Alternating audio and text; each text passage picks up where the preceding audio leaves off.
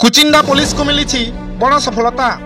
गतकाली विलंबित रात्रि रे कुचिंडा पुलिस पेट्रोलिंग करुवा समय रे एक ब्रिजा कार 1584 बोतल कफ सिरप जबत करने सहित 2 जन को गिरफ्त करी आज कुचिंडा पुलिस कोर्ट चालाण करिछि। कफ सिरप रो आनुमानिक मूल्य प्राय 2.5 लाख हेबो बोली कुचिंडा एसडीपीओ श्री अमिताभ पंडा प्रेसमिट रे जणाइछंती।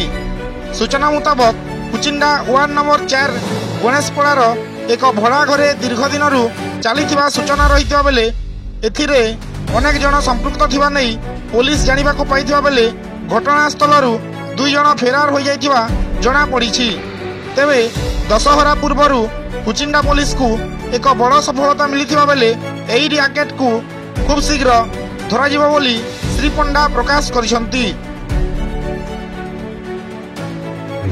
गतकाली आमर एसपी सार निर्देश क्रमे कुचिंडा एसी और स्टाफ सब इन्स्पेक्टर अमर होता और अन्य स्टाफ मिसिकी आमर गाड़ी जानवाहन जांच करथवा समय अपराह्न समय विश्वस्त सूत्र खबर पाइले जे गोटे ब्रिजा गाड़ी रे कफ सिरप चालान होता खबर पाइथिले।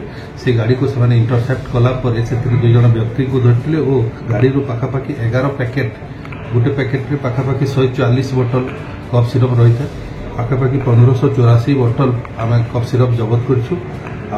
मारुति ब्रिजा गोटे कार सीज करछु, 2टा मोबाइल और 2 जन अभियुक्त को गिरफ्त करने सक्षम होइछु। सेमानकर ना हला विकास पात्र और रूपेश प्रधान। एमाने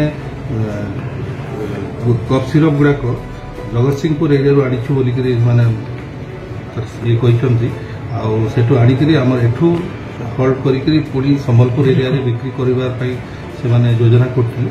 से सब कफ सिरप बोतल को आम जबत करछु। आज अरेस्ट करी एनडीपीएस धारा 21C और 29 एनडीपीएस एक्ट रे अरेस्ट करी आज कोर्ट चालान कर 2 जन व्यक्ति संपृक्ति आमको अनुसंधान जना पड़ी विरुद्ध में आम एक केस धारा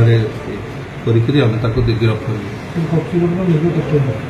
कफ सिरप एमाने सेठू आणुछन पाखापाखि 100-150 टंका लेखा आउ एठी अधिका दाम रे बिक्री करछन जाद्वारा कि हमर ये यंग पिला माने पीकरी तांकर करियर नष्ट करछन आउ समाज पई गोटे क्षतिकारक जिनिस से दिगरे आम अनुसंधान करछु। आगको मध्ये जारी रहइबो अनुसंधान आउ एसपी को निर्देश क्रमे ये सब कफ सिरप को संपूर्ण केमती बंद करिवो से दिगरे आम सब पुलिस वाला यत्नवान अछि।